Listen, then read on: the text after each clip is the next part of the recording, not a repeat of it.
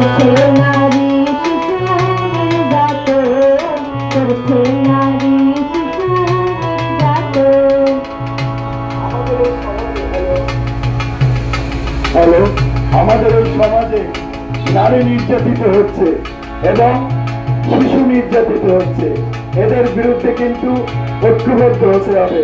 আমাদের মাননীয় প্রধানমন্ত্রী এই নারী নির্যাতনের বিরুদ্ধে, শিশু নির্যাতনের বিরুদ্ধে তিনি কিন্তু জিরো টলারেন্স দিয়েছে।